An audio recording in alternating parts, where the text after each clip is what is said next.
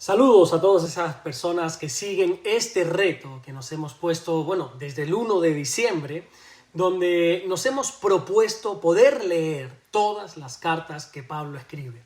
Ya estamos a tan solo 5 días, contando con hoy también, 5 días para terminar este reto. Y hoy vamos a dar comienzo con la primera carta que el apóstol Pablo, le escribe a una persona en particular llamada Timoteo. Hasta este momento, todas las cartas que hemos leído han ido dirigidas a iglesias, pero esta vez no es así, es a una persona. Timoteo era un joven pastor al cual Pablo también pastoreaba. Por eso se conoce esta carta como una epístola pastoral. En el capítulo 1, Pablo saluda a Timoteo diciendo que él verdaderamente es un hijo en la fe. Pablo le había pedido a Timoteo que por favor él permaneciese en la ciudad de Éfeso para que pudiera seguir enseñando correctamente la palabra de Dios, la doctrina. Porque al parecer había algunas personas que lo que querían, lo que pretendían era desviar a los creyentes con falsas enseñanzas. Pablo explica a Timoteo cuál es el uso legítimo que se le tiene que dar a la ley. Desde el versículo 12 en adelante, Pablo va a hablar de su propio ministerio apostólico. Le recuerda cómo fue llamado él al ministerio y le pide a Timoteo que se encargue finalmente de seguir manteniendo la fe y la buena conducta, cosa que no hicieron dos personas en particular llamadas Himeneo y Alejandro. Cuando ya nosotros pasamos hacia el capítulo número 2, Pablo se quiere centrar en manifestar la importancia de la oración, diciéndole a Timoteo que quiere que ore por todos los hombres, aún por los reyes y aún por todas las personas que están en puestos de autoridad. Es en este capítulo donde el apóstol Pablo dice que la voluntad de Dios, la voluntad del Padre, es que todos los hombres sean salvos y que así puedan venir al conocimiento de la verdad.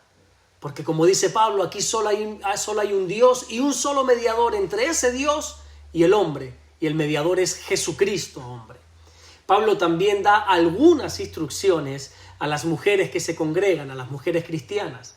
Les pide sobre todo que se vistan con decoro, que sean pudorosas y que se sujeten tanto a la iglesia como a sus esposos. Y por último, en el capítulo 3, Pablo le dice que si alguna persona está deseando servir al Señor en el obispado, buena obra desea.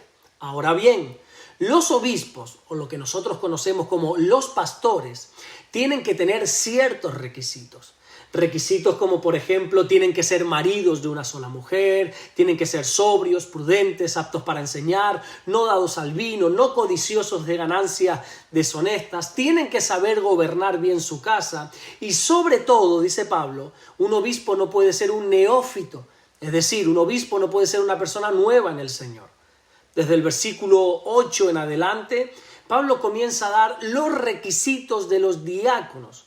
Dicen que ellos tienen que ser honestos, tampoco pueden ser dados a mucho vino, como le decía a los obispos, y etcétera, etcétera. Pero dice algo muy curioso en el versículo 10, y es que los diáconos tienen que ser sometidos a prueba primeramente antes de ejercer el diaconado para saber si ellos son irreprensibles.